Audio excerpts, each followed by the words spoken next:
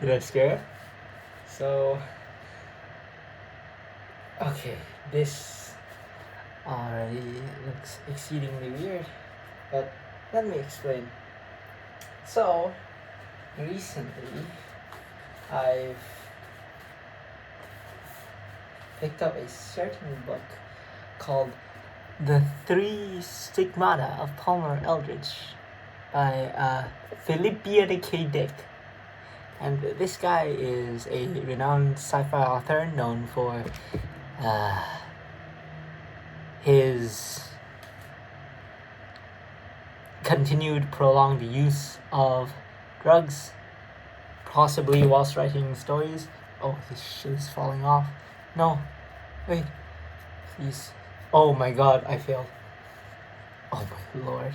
Wait, I need to adjust this. It's already failing. Oh my god. Let me fix it real quick. Oh no. It appears that we are in a bit of predicament and I am no longer a intergalactic drug lord. Okay, the drug lord is back. Now, pretend like nothing happened, okay? I put a lot of effort into doing this, you know? This is harder than it looks. Okay, so what I was meaning to say is I read a book by Philip K. Dick. It's The Three Stigmata of Palmer Eldritch.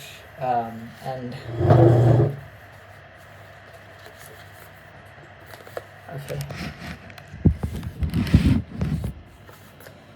Today we're doing a book review, basically. And I'm supposed to be Palmer Eldritch. But, oh my god. Stay still. Okay. It appears that if I move my face too much, the thing comes off. Well, I use tape for this, so that's no big surprise. But Philip K. Dick is a sci-fi author that wrote a span of like 50 books, I think it was, 80 years ago when he first started out.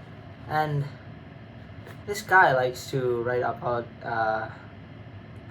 ideas of, like, of course, he deals with philosophy, but he specifically really likes to deal with the idea of religion, especially in this book. And this book pertains to a lot of crazy narratives. So, let me read you the thing at the back, the preview. Okay, it's falling off again. But, in the overcrowded world and cramped... This is hard because I have one eye, obviously. Okay, wait. Let me tell you what this is. This is supposed to be jaw. A metallic steel jaw. This is supposed to be some kind of weird vision eye thing. These are supposed to be like weird robotic tendrils. Don't worry about that. I thought it looks cool. This is a robotic arm, and these are some like steel claws or some shit. So, you know what relation these have to the book? I have to explain it first, but I've been caught up in like doing 10 million things at once. Okay, let me finish reading this. In the overcrowded world and cramped space colonies of the late 21st century, tedium can be endured through the use of the drug candy. Notice that candy is spelled like can-d, right? The drug candy, I kind of like that. Which enables the users to inhabit a shared illusory world when industrialist... Okay, the shared illusory world he's referring to here is... what I understand of it is it's something called a Perky Pat layout. Perky Pat is mentioned in another one of his works called The Days of Perky Pat, where survivors of a thermonuclear war play a board game called... not board game, but use action figures called Perky Pat to remember their past lives, the olden days when it was the era before the war. But the kids in this story are actually adapting to the new world and not hanging on to the old things, the old customary habits. But here it's different. Perky Pat is name of a company and its product. So what I understand is Perky Pat, the company is called Perky Pat Layouts, right? And the layout is this thing. Imagine it like if my camera was held at a higher angle, I could better explain this to you. But imagine you have like a board game like this, right? Like the size of a table. Not down in diameter, but like a chessboard, so like this diameter, something like that. And you put it out there or some shit, and in the thing, it's like some kind of, I don't know, playhouse, dollhouse, if that's the appropriate term for it, and you have this expansive territory. In would it be better if I face towards the view? I'm talking towards the wall. Since I live in the big city, we have to see the view. Wait, let me get this other one. Finance for normal people. I'm gonna catch up to reading that later. But how cool is this? Genuinely, just look at me. Imagine. Imagine you just see this in the dark. Wait, let me try something.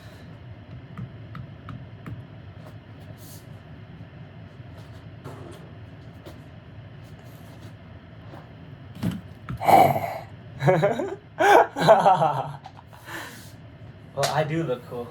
Bow before His Majesty, Lord of the Dark Abyss. Look at these spindly hands. This is really cool. Oh, look at that. Wow. But it's hard. Oh, I can actually hold it like this. It's crazy. Yo. Okay, I can't do that. But where was I? The Perky Pat thing, right?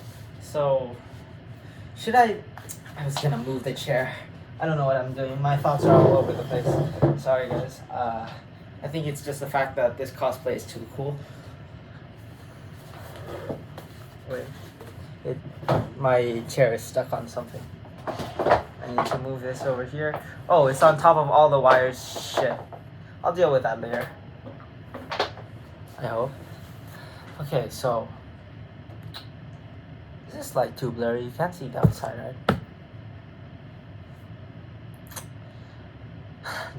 Should I really go over there and try to make it more?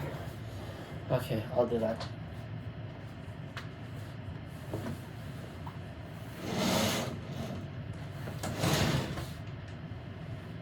Wait. Oh no. Oh no, it fell off.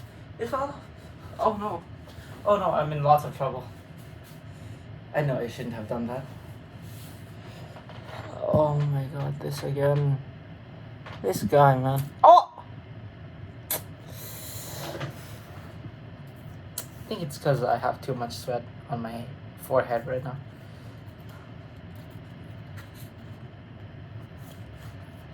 Okay, so Perky Pat layouts, right? Oh my god. Perky Pat layouts. Now back to the original story with other references of the days of Perky Pat. Frankly, my least favorite work I read from Philip K. Dick is The Days of Perky Pat. But that's not like trying to demean him or anything, right? Because honestly, I haven't read that much. Oh my god, read that much of his works. I've read like what? Hanging Stranger is a Philip K. Dick one, right? I think so. Wait, where's my phone? Let me put my cape behind, like this, behind the chair. Okay, wonderful. Now we are truly the Lord of the Abyss. Let me get my phone real quick, because I need to do some searching. So, is hanging... Oh my god, typing with my left hand feels really weird. Is Hanging Stranger Philip K. Dick? Philip... Oh, I just pressed on something wrong. Just because I'm using my left hand. That's ridiculous. Okay, Hanging Stranger, short story by Philip K. Dick. Okay. I think Second Variety is too, right? Surely. That's why I liked it so much. Because of the distinct... Never mind. But I noticed something. Philip K. Dick really likes these like twists and turns. Second Variety. And it's done particularly well in this book, Palmer Eldritch. It's not really a turn. Well, there's one... Okay, Second Variety is a novelette by Philip K. Dick.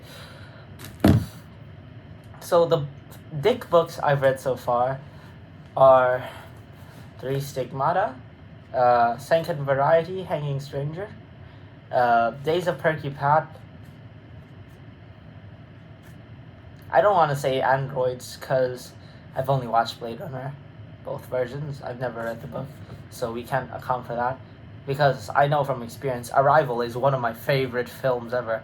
But I also read the original, what's it called, Story of Your Life, Ted, and I didn't like that one as much as the film, so I won't say anything about the original version, because there might be like difference in certain things, because the difference in medium and whatnot, right?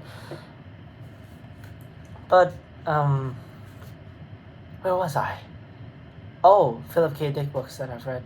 And currently I also have another 2 Dick books that I'll read, which are Maze of Death, which is said to be really dark. I like that. I mean, this book is already... I don't know if dark is the appropriate word, but it threw me in for a loop at some certain time. And Time Out of Joint. I've like done half of Time Out of Joint. For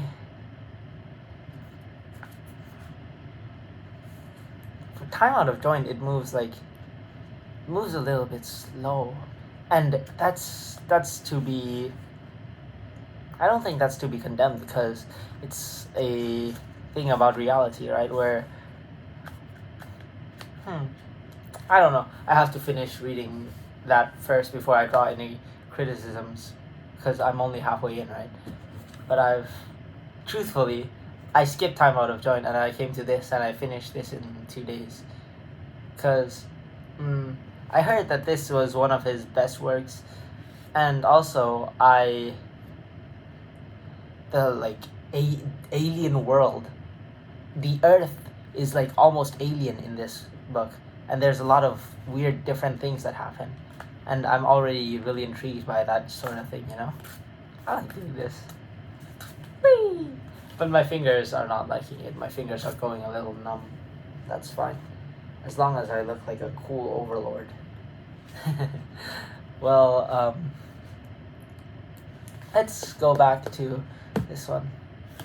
So it uses the idea from Days of Perky Pat, and it makes... Okay. Did I ever finish reading this? No. I was explaining about which enables the users to inhabit a shared illusory world. I was explaining the shared illusory world, right? So in this story, the shared illusory world is something called a Perky Pat layout. The company is also called Perky Pat Layout, but it's called PP Layouts. And the company manages, well, from what we know from the head of the company, it manages 2 things. It manages the supposed fash industry and the use of the drug candy. You have to use the drug candy in tandem with the Perky Pat layout that you buy to enter into the Perky Pat layout and have an illusory experience in that world. Keep in mind, this was written 80 years ago. That is not like a light feat. 80 years ago, he imagined this shit with virtual reality and everything. And the Earth is really fucking warm. It's like you can't... a certain way to commit suicide in this book is actually just go outside at noon or something, and you'll die, just like that. You don't get into one of those flying cabs in the city quick enough, you're just dead because of how hot it is, due to like fucking global warming, I assume. That's crazy, right? 80 years ago. Can you imagine? This guy is different. Oh my god, it's falling off again. Maybe the aircon is not, or maybe the world is just too hot. Yeah, maybe that's an apt way of thinking about it. Okay, and PP Layouts manages these two things: the drug and the perky pad layout. And let's continue with the preface provided for us. When industrialist Palmer Eldritch returns from an interstellar trip, he brings with him a new alien drug, Xiu Z, that is written as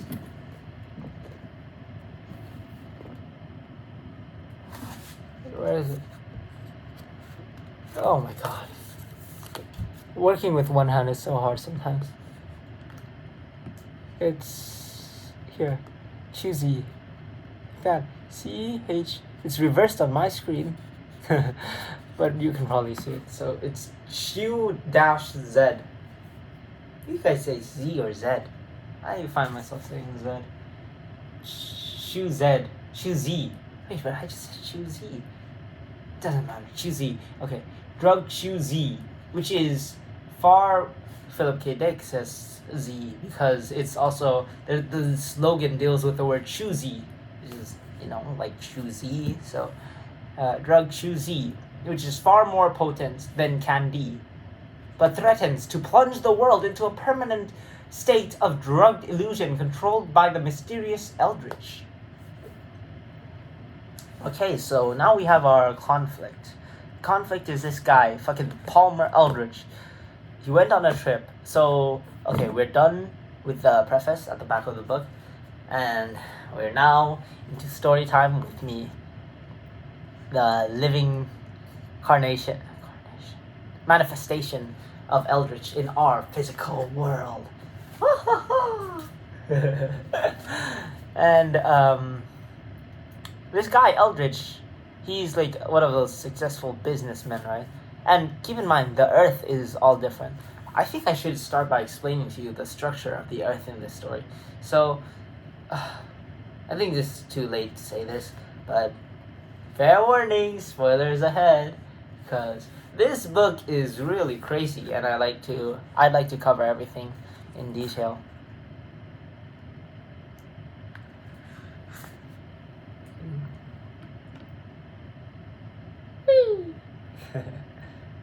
Wait, is this fun? No, the light droop's too low. Never mind, like that. Okay, that's fine.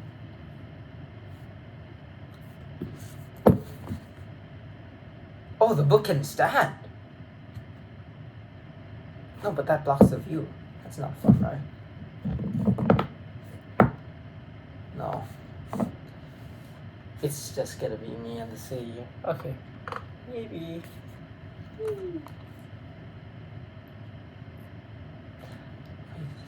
She can't stand.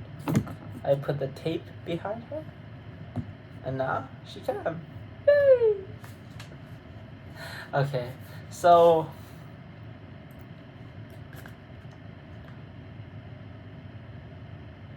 I kind of forgot what I was gonna say. Oh, the structure of the world. So in this world, it's completely different, right? Because Philip K. Dick was not one to see the positive sides of humanity all that much. Basically, the world is a worse dystopian version. So Japan is now called Nipponese, as Japanese would be referred to, and now Nippon, like the element, Nipponia.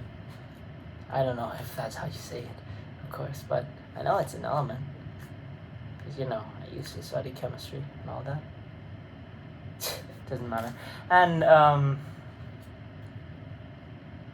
I think the Europe region is grouped into one another, and it's called like the Germanies.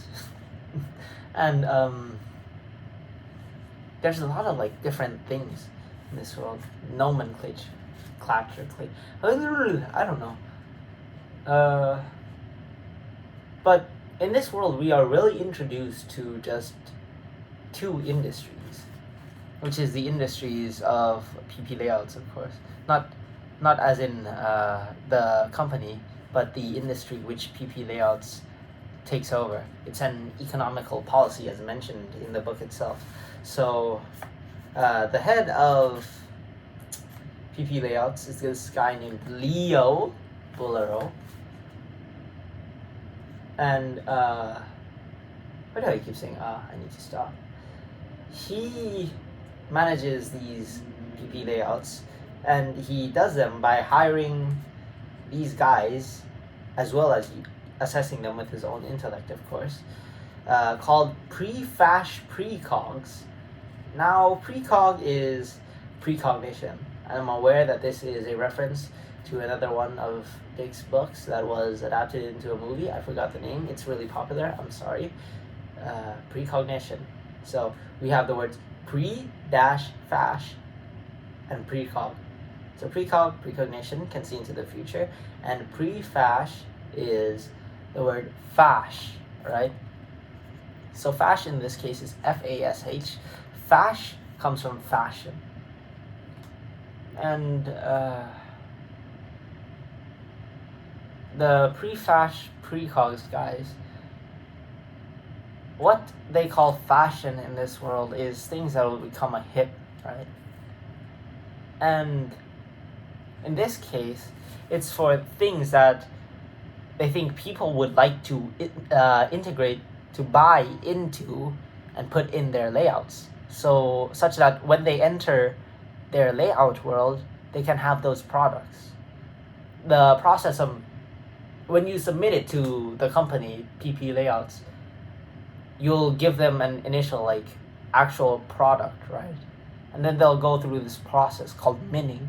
Minning is probably my guess, miniaturizing, something like that, to make the scale of it, to mass produce the scale on the scale of a layout, because the layout is like this big, right? Probably it's like small board game size, and it's a whole structure of a big city and a big area that is miniaturized down, just like how a map is a smaller miniaturized version of a larger distance in the real world, right? PP layouts is like a small map of a fictional world, something to that extent. And the second industry we need to talk about is the drug industry. This is rather interesting because, as we've established, to use the layouts you need the drug, the CAN-D drug. This is all overseen by the Leo Bulero guy. And the drug, the UN does not like the drug. Now, the UN is the ruling party of this world, basically. It oversees almost everything. Its power is nearly absolute. And the UN does different things. In this book, the UN, the guys at the UN are not that smart. So the UN does not like Leo because he does this drug business as well as the PP layout thing. The PP layout thing itself is legal, but the drug business, the CAN-D one, the UN does not like this. And so they try to get rid of Leo through whatever means necessary, something like that. At least that's what Leo believes, right? And when we keep reading on, we'll see that is true. Because the main point of the story is, the main point of conflict is when Palmer Eldritch, this guy, this businessman that was once here in the solar system, now called the Sol System, he went on an intergalactic voyage to Proxima Centauri, the Proxima system, also known as Prox in this case, and he came back. He came back after 10 years. So now, his ship, for some reason, it crash landed on Pluto. And now, okay, before I move on to that part, which is really interesting, I forgot to talk about one more thing with the UN. Another thing that is very interesting that they do is they do these drafts. So the people, oh my god, this thing is falling off at the seams. The people can get drafted, right? And when I say draft, it's not just like dudes that are physically fit. It's, I think, you have to be in your 20s or older, I think. Right? Both men and women go. And these drafts, they don't get sent to anywhere on Earth. They get sent to populate planets and moons. Planets is like Mars, and the moons are our moon, Terran moon, Earth, Terra, Terran moon, and they have voyages to Venus, and they also have Ganymede, Io, those dudes on the moons of Jupiter's, like everywhere to populate the solar system, because I think the UN thinks that expanding the human race is good. You can terraform planets eventually, something like that. That's all just speculation, but the UN is the UN. It probably has its reasons. But once you get drafted, the thing is, you don't come back. You stay there on a colony forever. Damn. Personally, I find this really interesting, this like dark future, this, wow, right? And the reason why I mention this is the main character of the story is a guy that goes by Barney Mayerson.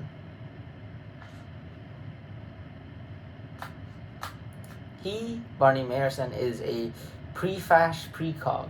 Leo's top guy, in fact. He's the pre-fash precog consultant of New York, and he's described as an old pro by Leo himself. Oh, and the precog part, I forgot to say this. When I say precog, precognition, they see into the future. And basically what he can do is he can see the headlines of news events in the future to see what will become fash or not. But in another instance that is useful, he saw Leo got kidnapped eventually, right? And he was gonna help, but he looked into the future headlines, and he saw that if he went, it's a weird convergent thing where you can see possibilities that will converge in blah blah blah blah, blah, some weird future thing. But he saw that if he went to save Leo, there would be a man found dead. That would be him. So that is a pretty useful ability, right? Oh, I'm dragging on for far too long. This world that he writes is really expansive, huh?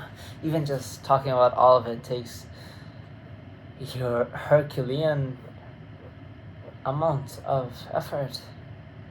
Wow, I'm really tired. Maybe it's because I have one eye closed and I'm inclined to like slowly fall asleep.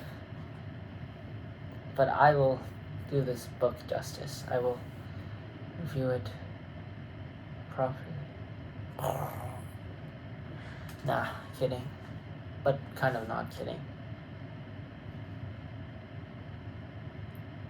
So, the book, after having said that about the world, no, I need to talk a little bit more about Leo. Leo is evolved. He is enhanced by something called E-therapy, where the people, I really like this line, it's something that someone who is somebody does.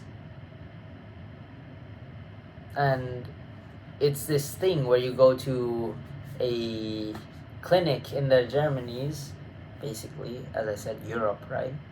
And you, right? Oh my god, why do I keep saying these things? and you get excelled evolutionarily. So you pay to enhance your evolution. You evolve right on the spot. For example, since the world is really hot, you eventually, if you do it enough times, you eventually evolve to have a chitinous shell. So Leo is described as a bubble head because some part of his upper head is expanded and it has some chitinous shell that looks like a bubble that's about to burst. Ugh, I can't picture that, but still. And also he has a enlarged prefrontal cortex because he's evolved and a wise man and all that.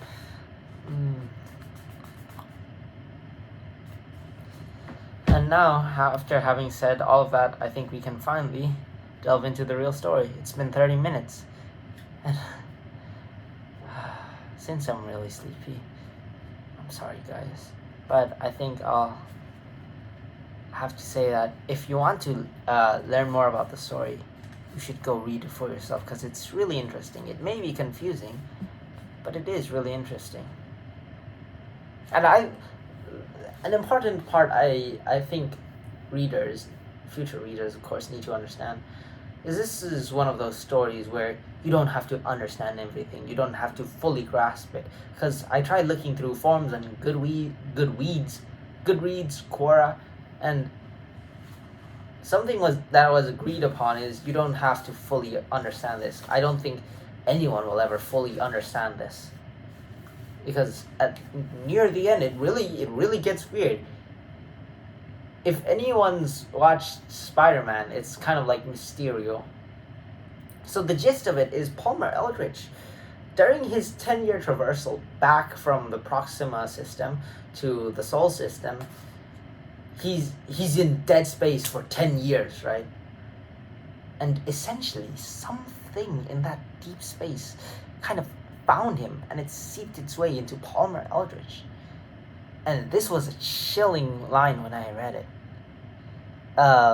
Barney Mayerson, the number one prefash precog that works for Leo, he says, but I'm afraid of something. Basically, he says, I'm afraid of something. I'm afraid that whatever has returned might not be Palmer Eldritch. So at this point, we don't even know if Palmer Eldritch, what or who Palmer Eldritch is. But he's now on some satellite on orbiting Io or Ganymede or something. But it's really scary to think about space traversal, 10 years alone in the lonely void, right? And later, okay, if you actually want to try this book out for yourself, this is the part where you need to stop. You can see me in the next video, of course. I won't be going anywhere. But okay, I won't. But,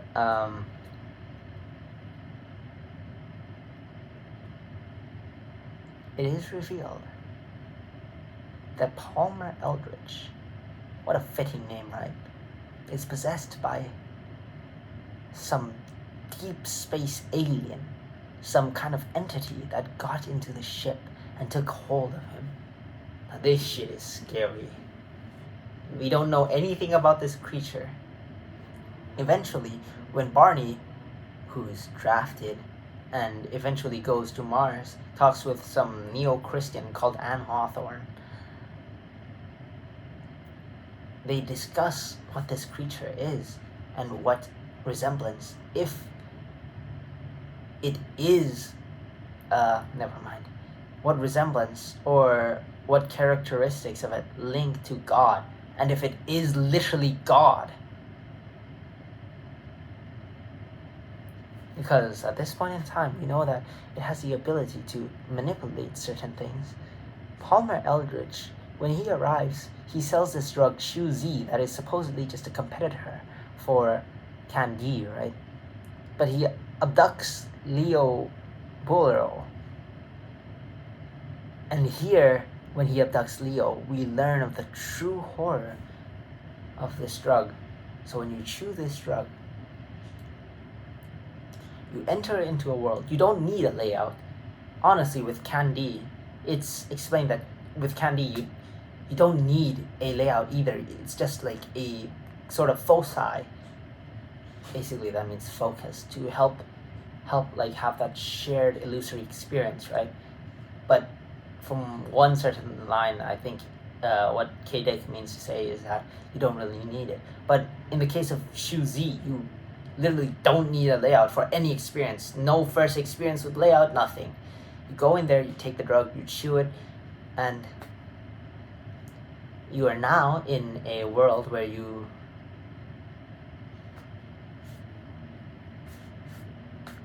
can hopefully get your deepest dreams and desires to come true, which is the thing promised by Chu Z. Now, the reason anyone would want to do Candy in the first place with the Perky Pad layout is to escape from reality. That is why it's such a relevant business on the colonies where the people reside, because these people can't go home, right? And they're basically doomed to live out their days in these weird-ass colonies called hovels. The underground base system is called hovels on other planets, like hovels on Mars. And it's really depressing, right? But you want to escape from reality. So eventually, when Shu Z is introduced, Candy has a limited amount of time, right? When you chew it, you need to come back eventually. But for Shu Z, apparently, what Palmer Eldritch suggests is that if you chew it, it depends on you when you come out. Time stops at that moment, and you can be whatever you want. I want that too. But that's not all of it, right? In the world that you go to when you chew Z, there is a fragment of Palmer Eldritch in there. Palmer Eldritch is in there with you when you chew Z. That is kind of scary. In every single world of Chew Z that is made, when someone chews it, Palmer Eldritch is there in all of them simultaneously. There is something really weird going on, if I do say so myself. And there's like all this weird confusion aspect, right? But let's focus on Leo Bulero, because he's a really interesting character. When he is kidnapped by Palmer Eldritch, he goes into this world and he's like fucking tortured. Palmer Eldritch becomes so he sees a girl. The girl is Palmer Eldritch. He talks to the girl for a while and blah blah blah, all this, that. He assumes it to be Palmer Eldritch's daughter. No, it's actually Palmer Eldritch. It's Palmer fucking Eldritch. The girl is Palmer Eldritch. Okay. And then he tries to run away. There's this weird ass creature called a Gluck. A Gluck that Palmer Eldritch just imagined. And there's a fucking Gluck, and there's this weird ass fucking creature, dark shadowy monster. And Palmer Eldritch expresses that he's kind of like, he is the ultimate evil, right? But he doesn't do away with Leo like instantly or something. He tells Leo to try to imagine something, and then it will come to fruition in this world, basically showcasing his power as literally God, right? He can create an infinite amount of realms, and he is in every single realm, basically.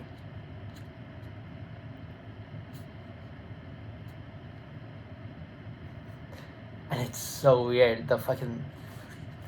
My skin is standing out, and hair, foot, goosebumps, basically.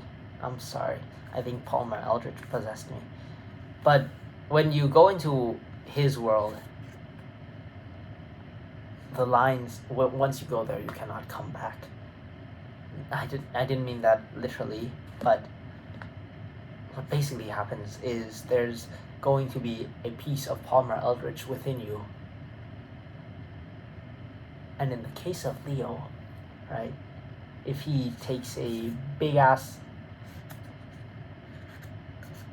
unliking, if he doesn't like you, if he sees you as a main threat to his domain, to his empire that he's built, then he will do a lot of terrible things to you.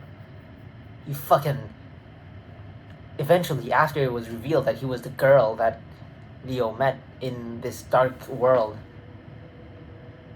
he turned into a fucking dog and he pissed on Leo's memorial. And there's all this crazy time-traveling future shit about him becoming... About if you take enough of Chu Zi, you get to go to the future as a phantasm. And it's all really weird and crazy, and we don't really know if it's true or if it's not, because it's Palmer Eldritch. He is God. He manipulates these worlds. We don't know if everything we see is true or not, or if it's just a vision constructed by Eldritch to trick us all. And there's this prophecy that Eldritch will be killed by the hands of Leo Bullero, right? And Palmer Eldritch, at this point I'm just gonna call it Eldritch, because we know that so-called Palmer Eldritch is not really Palmer Eldritch. It's some deep space entity that is akin to God at this point, that it's dying, right? And it wants to continue to survive and live. So it does this really insane thing where it manipulates Barney Mayerson into taking the drug. And now Barney Mayerson, so Barney Mayerson is on Mars right now with his group of colonists. And Palmer Eldritch, and Eldritch is on this ship in deep space, not deep space, in this ship in orbit somewhere. And Leo Bullero is here with some fucking fighter guns and shit.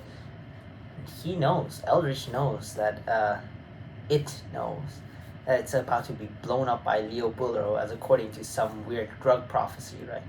So it does this really insane thing where when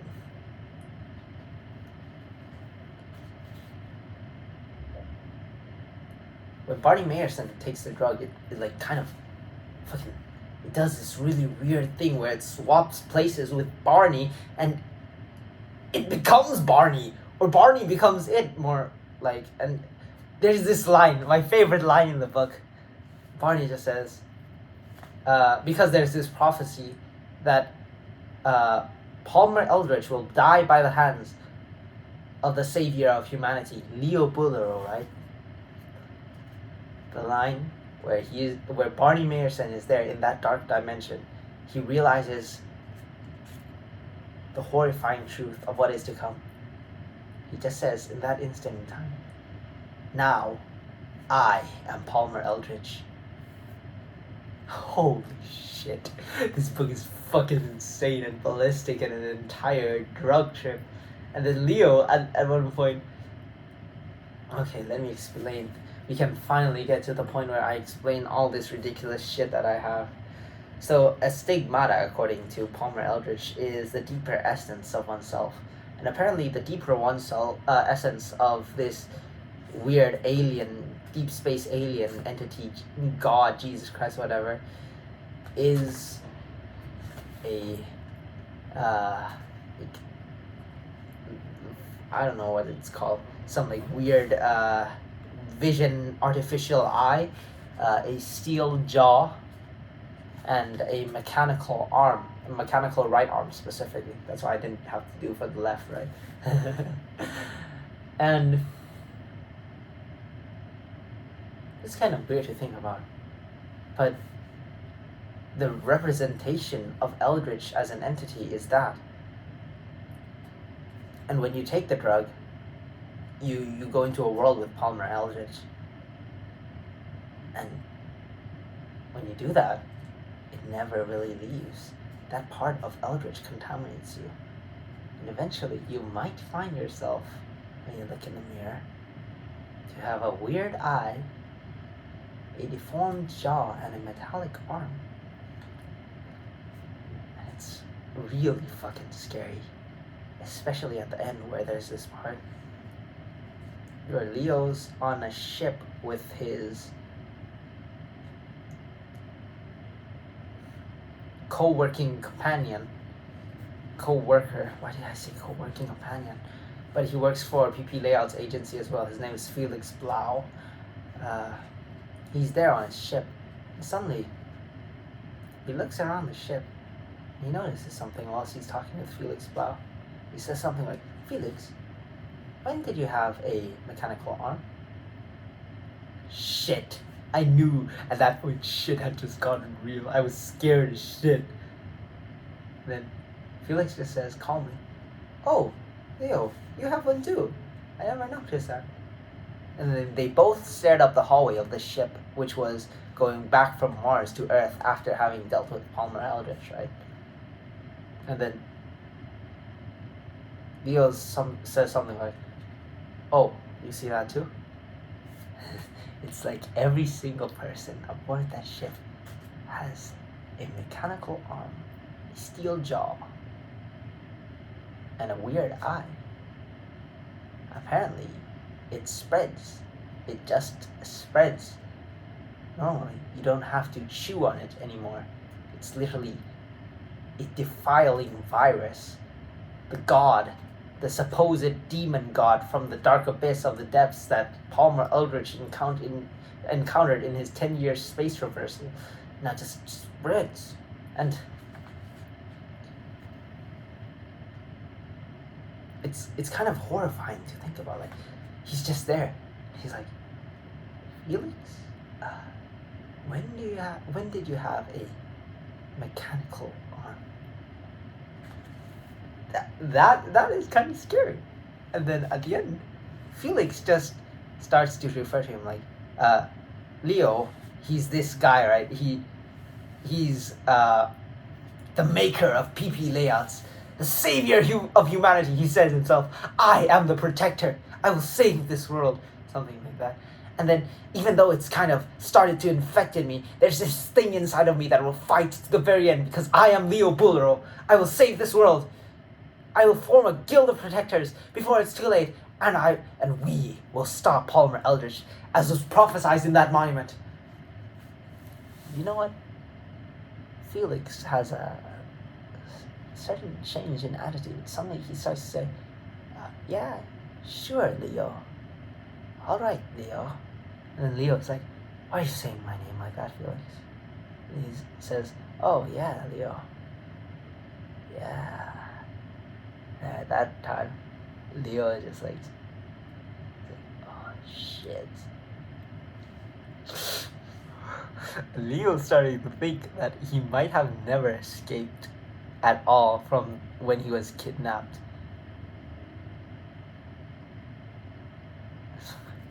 It's a whole drug trip. It's so crazy. This entire thing. You don't know what is reality and what is reality as pertaining to this world of fiction that he's created. We don't know what is reality and what is Palmer Eldritch's world anymore. He's just everywhere. He's there in everything. The ending is left as ambiguous, right? Leo might win. Palmer Eldritch might have made up that monument where it says Leo wins. I think it's over. It's left as ambiguous, of course, but I have faith in Leo, but it's over, bro. Like, that is a display of power right there, where he just looks at Felix Blau and he's like, Felix, why do you have a mechanical hand? And then he looks to everyone, and then they both look to everyone, and everyone in the ship has a mechanical hand.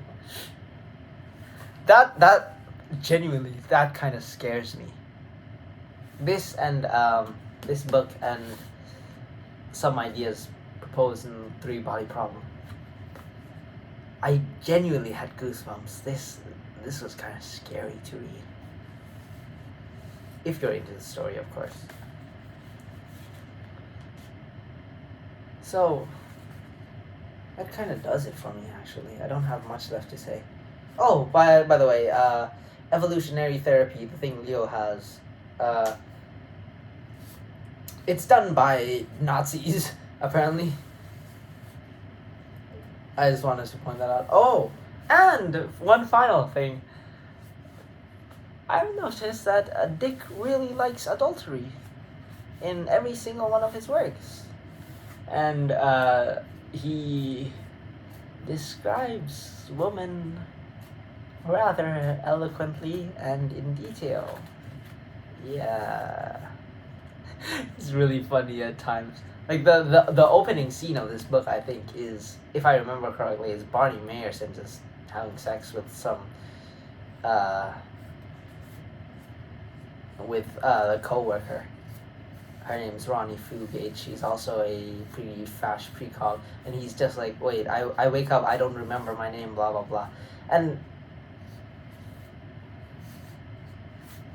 I don't think there's anything wrong with it.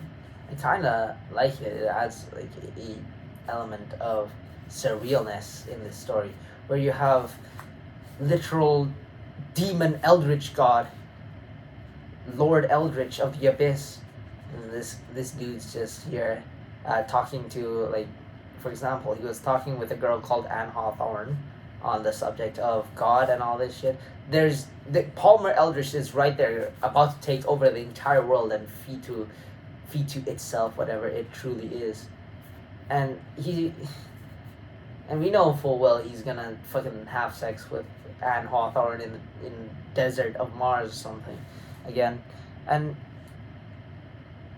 then there's there's more. The most comical scene in this book was probably when Leo Buller was referring to some guy, and he says, "Oh, well, this guy probably has like a whole bunch of girls. He probably has a collection of green-eyed Swedes with breasts the size of bowling balls." This man, I respect Philip Dick so much. He is a really great author, and he makes me scared sometimes.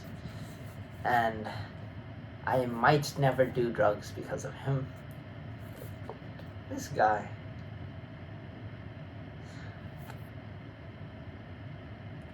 Wow.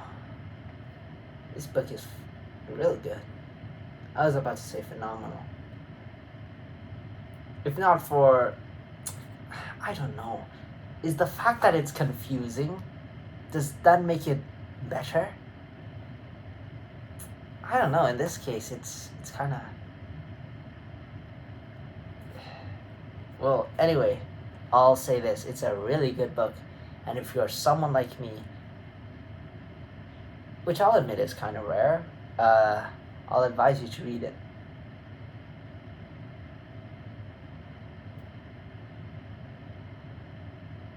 He's in all of us now. Well, if you read it, you'll probably have Eldritch living inside of you too. The story of the deity from the deep within your soul. Something like that. Oh my god, my fingers. I can't feel them anymore. Well, this is an apt time to end my review of this book. It was not really a review. I don't know. I don't even know what to call it. An excuse for me to cosplay and gush on about my love for sci-fi. Probably. There was this other story. Faith of Our Fathers. Yeah, Philip K. Dick, Faith of Our Fathers. Between this and Faith of Our Fathers, I'd probably say Faith is my favorite. It's kind of the same thing, but it's more grounded. I don't know if there is a word for grounded in Philip K. Dick books, but it's less wild than the twist at the end of this one. The twist in Faith of Our Fathers is the leader of the world is just some literal demon god. It's just some demon god. And the guy, when he learns about this, he's like, oh shit. And he knows it's over for him. He's literally, his hand, his fucking appendages are fading. Part of him is fading. He's starting to like die, wilt away. So he just goes home, he lights a cigarette, and he meets up with the girl that introduces him to this entire fiasco. And then they have sex before he dies.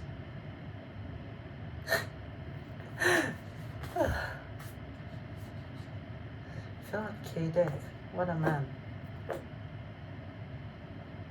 I like how it's casual, like there's these like human thoughts, human religion, human needs, human desires, intricacies, all of this, whilst there's like some deeper underlying plot that involves the grand scheme of the universe at play. And then there's human tendencies. It's a really cool thing. I like this author a lot. But yeah, that's it for today, guys.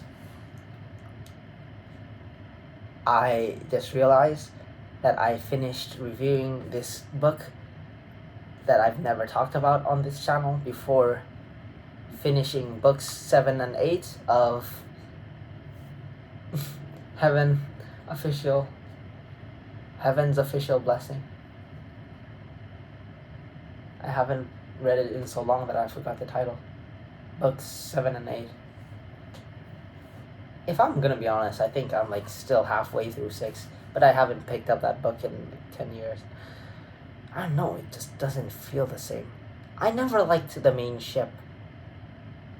For me, it was kind of over when Blackwater and the Chingsuan arc, Lady Windmaster arc was over.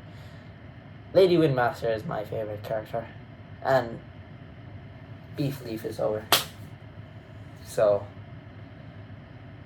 I don't know, I think the main ship is boring.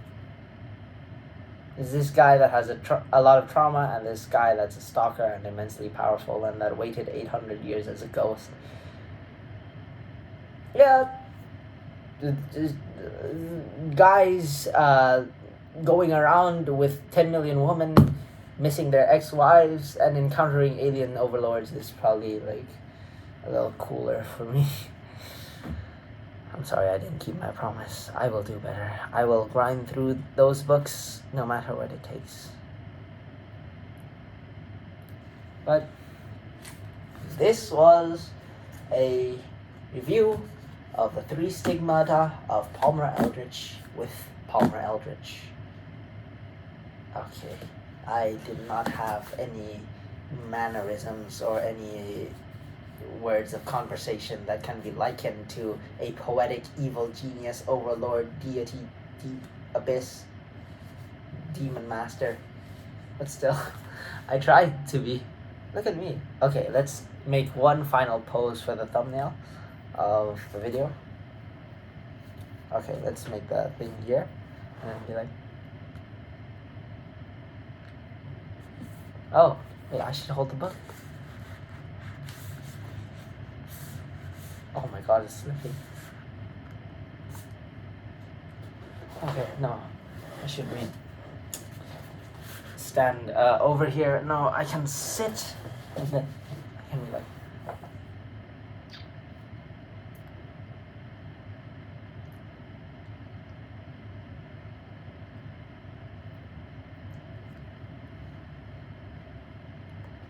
Okay. Okay, that's probably it. I'm gonna use the last picture, I think. Isn't that cool?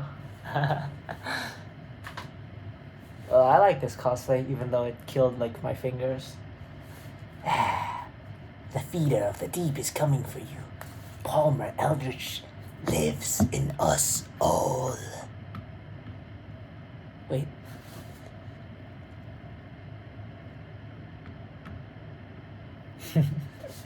Well, guys, thank you for watching this one. It took way longer than I expected because I lost my train of thought very often.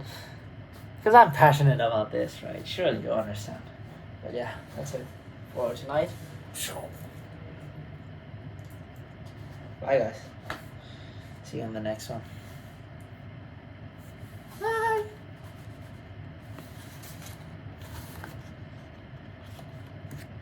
Let's see if I can stop the video with my pinky. Pew! It didn't work. My index. Pew! Okay, it didn't work. Still. Hi, boys and girls. Bye-bye.